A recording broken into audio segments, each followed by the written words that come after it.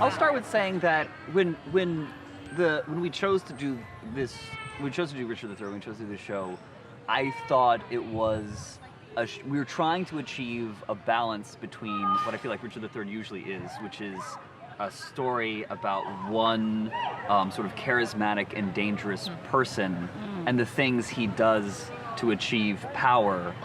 But I wanted to, in our production, also make it a story about how the lives of other people around him are affected by his actions.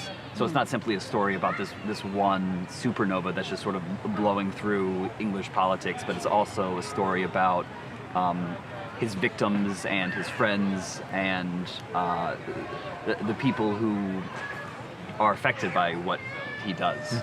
And that sort of informed how Hannah and I tried to cut the play. It informed how we tried to approach working on certain scenes. It informed how we cast it and what we were looking for in each of the roles. But I think that's where we started looking. And so that's what the show was about for me.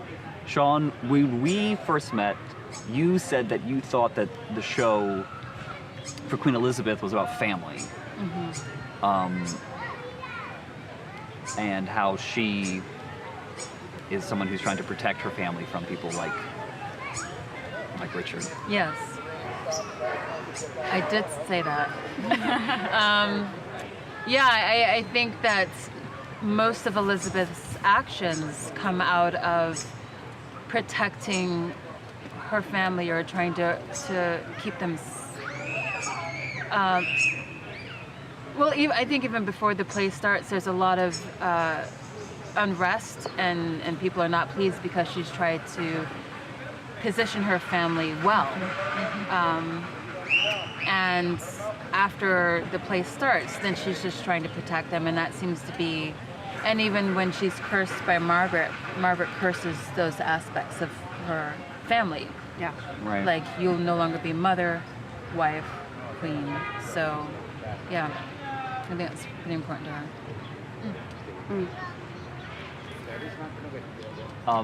Do you think has it been strange approaching playing Buckingham as female, or thinking about the character as female, or is it the kind of thing that because you knew that was the role you auditioned for and that was the role you're cast as, that you're just always seeing it in that lens? I mean, yes, I was always seeing it that way because I was the one working on it, and I think I knew that you didn't want me to play it like as a man, right. You know?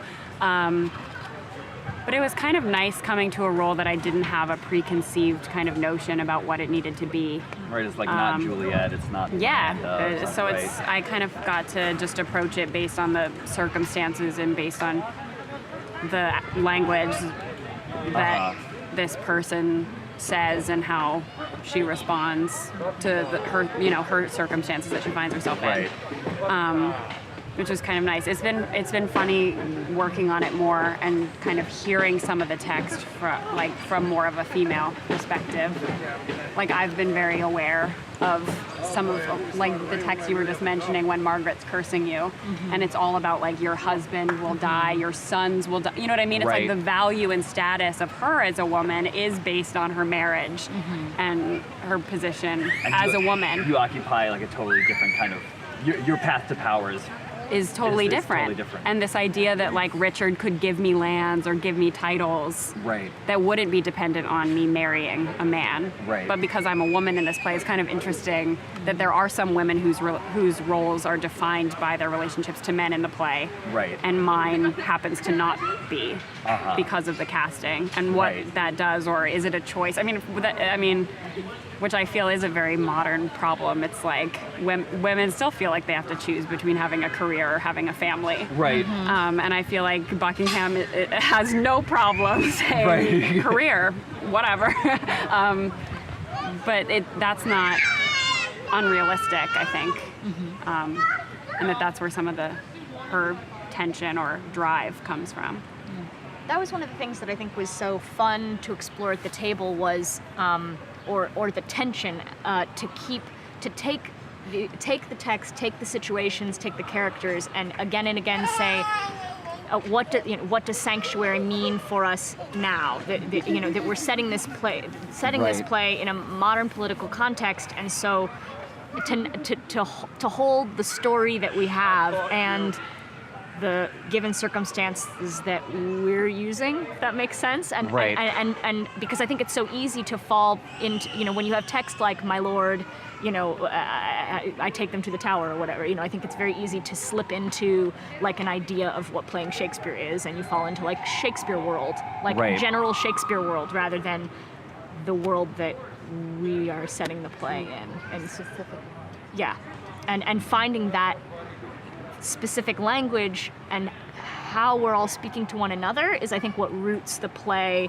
and roots the cast in one world together, which I think is so important.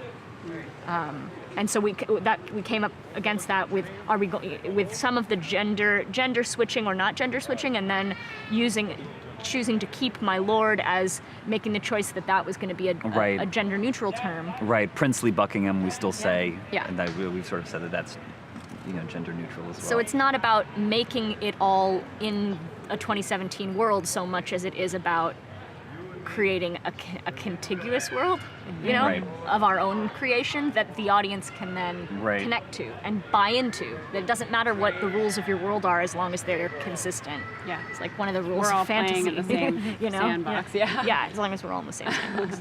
And what's interesting, like almost all of the women in the play are very powerful women in their own rights. They exercise their own autonomy. Yeah. I don't know if Lady Anne. But he or I was needs gonna ask something you from about her. that. Yeah.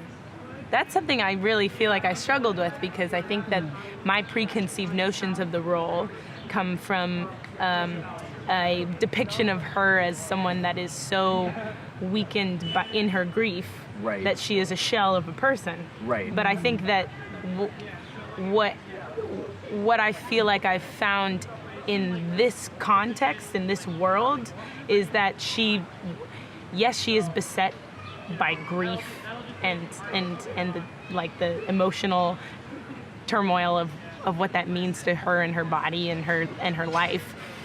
But at the same time, she's still fighting for something. She's still struggling to fight for the last amount of dignity that she has.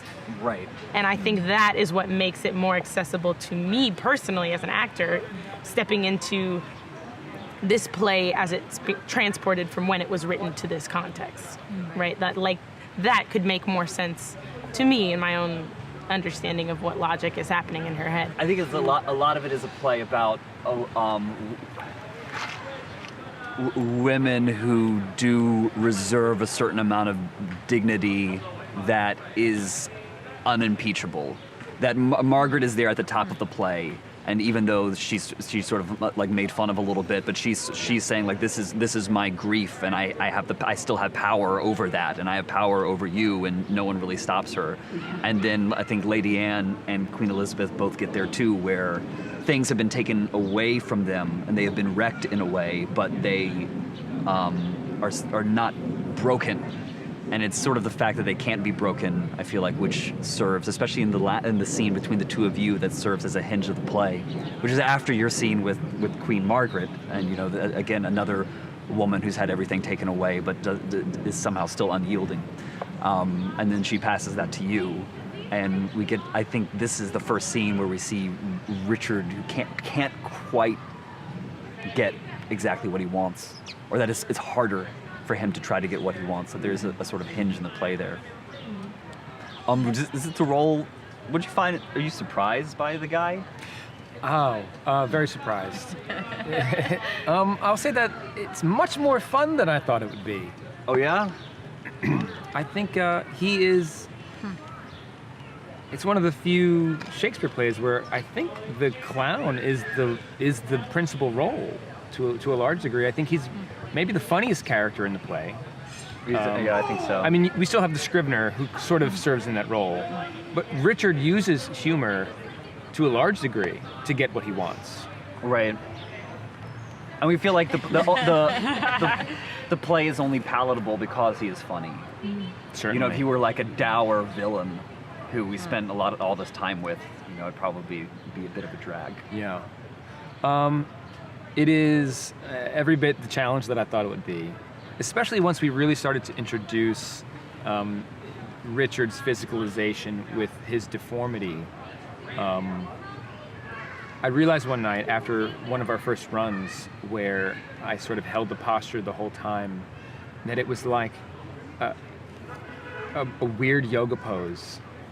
Having to hold a yoga pose while trying to memorize a few hundred lines of poetry, while trying to project the voice, and by the way, have a real moment. And go moment to moment with your fellow actors. So, it has been every bit the challenge that I thought it would be, but I think that element of fun has mitigated that tremendously. And do you have any expectations as to how the audience is going to react to you? I think the audience. I mean, we've had some audience. I mean, we've had like scatterings of people in some of our outdoor rehearsals. Yeah, I'm not exactly sure. I think though that it's going to be sort of scattered. It's going to be patches of people who think that it's really funny, and then I think I think most people think that they won't be allowed to laugh at some things, or it might be stifled laughter, or like through the nose laughing when people are like. It won't be like laugh out loud laughing. I don't have any idea how people are going to respond to it. Yeah. I mean, I can tell that people are watching. You know, people are coming to the park during rehearsal, and you know they're staying until we end. You know, what I mean? They're staying through holds, and so I think people are going to be with it, and I think people are following the story. And demanding recaps sometimes. What just happened? Oh yeah. Well, I was sitting next to a little girl the other night, and she thought you were the king, and I had to be like, no. Right. That's wrong. At the beginning of the play. So yeah, I don't know. I don't know how people are going to respond to seeing this character in this moment. We might have a hot house where I'm going to have them rolling, and then other nights they're just going to be staring at me like I have, two heads. Right. Or like you just murdered a couple. Or just like well, all the other characters. And not my king t-shirt. Right.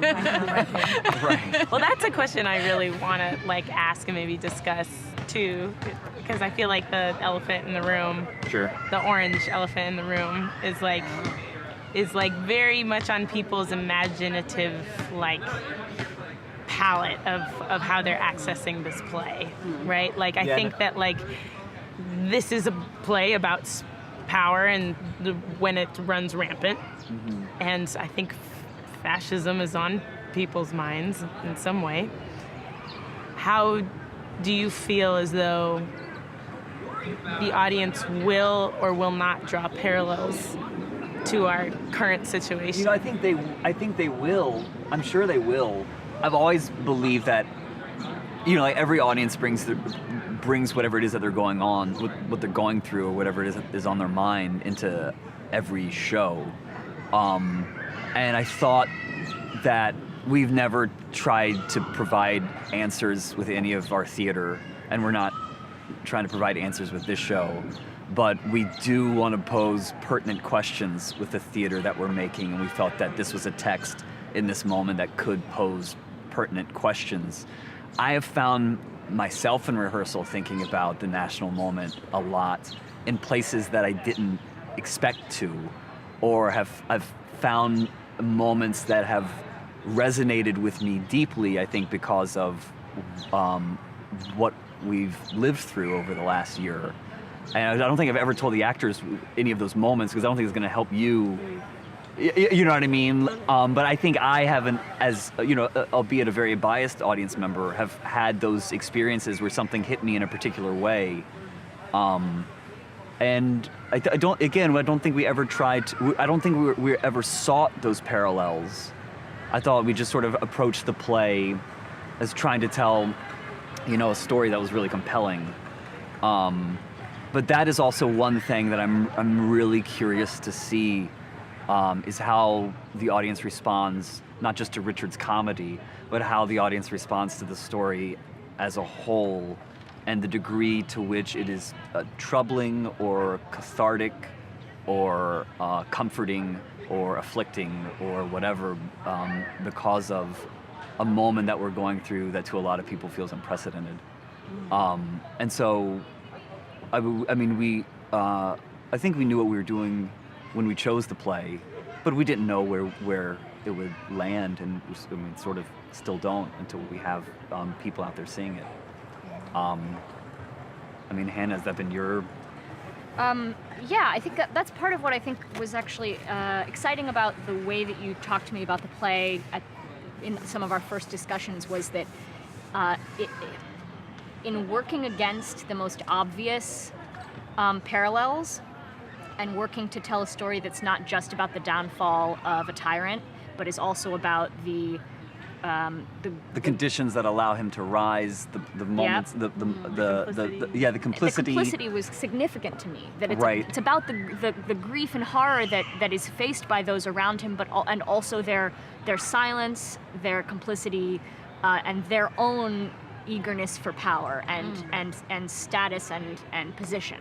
And so I think that we've mined that deeply, and I think that's where it hits me as a citizen the most. It is in that, and I think it reflects right back to the man at the helm, but it speaks more strongly somehow. Yeah, there's I think, like the parallels of that something works because everyone thinks there's no way it can work. And that like starts with the Lady Anne scene. It's like there's no way that this could work. There's no way that this could be real. And that our certainty of that impossibility is part of what allows it to happen. And the moment when he comes in and he says someone's bewitched me, like someone has done this to me, and he's been walking around with his hand presumably his whole life, and definitely since the beginning of the play. But the fact that no one can say is like this is not true. Like this is obviously that doesn't like the audacity of it being disarming. I think A lot of Yeah. gaslighting. Oh my word. yeah. That whole scene with Lady Anne, it was really hard personally to come to that text and be like, well, yeah, that's exactly what's happening here. This is a coercive scene. This is Right. this is gaslighting. This is textbook in a lot of ways. And like I gotta go there, you know? Right. Or like we all do in a way. Yeah. And it's troubling, but it's also like an exposition in a certain way of like, this is the way human beings deal with power and deal with greed, but also deal with desire and in really nuanced and complicated ways. Right. And it's troubling. Yeah, and the story of someone who, for whatever reason, is like not equipped to cope with it in the moment, set against someone who has an intuitive ability to figure out what's going to work. Yeah. Yeah. I'm really curious. I mean, you talk about his humor, but in a way, I think something I've really related to is like the entertainment value. I think he uses to his advantage. We're going to discover I mean, the degree he's to which the audience right. is complicit Yes, by laughing. exactly. Yeah. Exactly. Yeah. Because sometimes it's so brazen what's happening. Right. Um, And It's- and I feel like I don't know if it's just an American thing, but there is something fun about watching someone, a cowboy come in and like break all the rules and be tough and you go. you know what I mean, and be brazen about Right. it. Like that's just sort of something that appeals to us, or maybe not all of us, but I think many Right. of us we there's an appeal of like, oh, that person just Charming background. yeah, not playing by the Ironic, rules and Yeah. Telling everybody. yeah. And Apparently telling it like it is. right. just a real strange We're situation. telling it like Resources. telling it like it is because I say that I am, even though I'm not. But I say that I am. Right. What's startling to me is the parallel about how Richard there is nothing he won't say to get what he wants. And he doesn't even conform to the norms of lying of at least pretending like he's telling the truth. He will just lie and just say a thing to get what he wants, and then say, all right, you got me. I read I just lied. That last thing I said was a lie. You're right. I But- read a great article. I forget the writer, but he said that it was talking about, or I think the writer of the article was citing a book that said like there's a difference between lying and bullshitting. And when I'm lying to you, I'm actually trying to convince you that something false is true. Yeah. But if I'm bullshitting you, it's more of like a smoke screen. Like I'm not really trying to convince you. I'm like trying to confuse you or get you off my back, Right. or something. And I think I don't know. I feel like Richard might be more of a bullshitter. Pardon my language. But I feel like Richard might be more of a bullshitter. And it's like you say to Lady Anne, it's like, well, I didn't kill Edward. Right. She's like, yeah, And you did. And he's like, That's yeah, a okay, lie. I did. You know, he's not trying to convince you. You know what I mean? He's just like throwing something out there and seeing if it works, and it doesn't work. And he's like, yeah, you're right, I did. But It's almost not lying. It's just some other thing where he's just saying things. He's just saying whatever he can say, just trying to play every different card, and you know what he's doing. Right. You Right. knock everybody off balance. Yeah. Everybody's off balance. okay. It's a helicopter.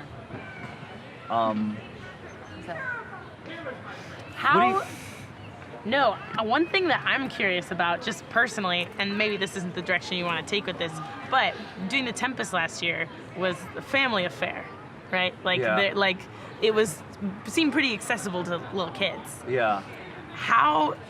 And I didn't see Henry, but when y'all did it, but I guess the accessibility of this piece to like a younger audience.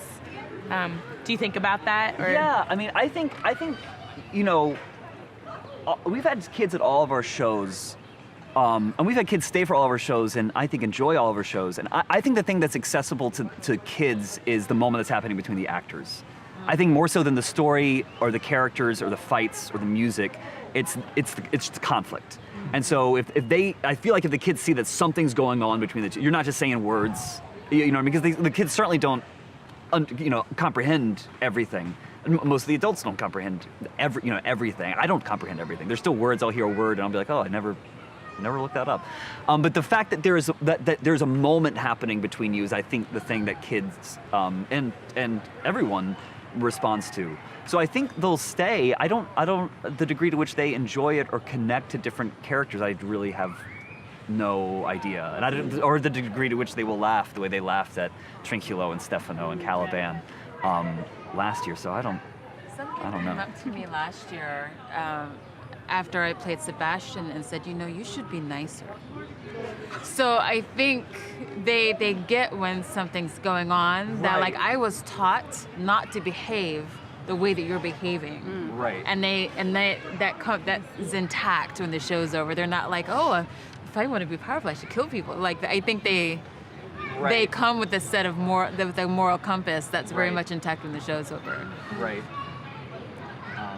In a really beautiful way. Yeah, kids can be the most attentive audience that we Yeah.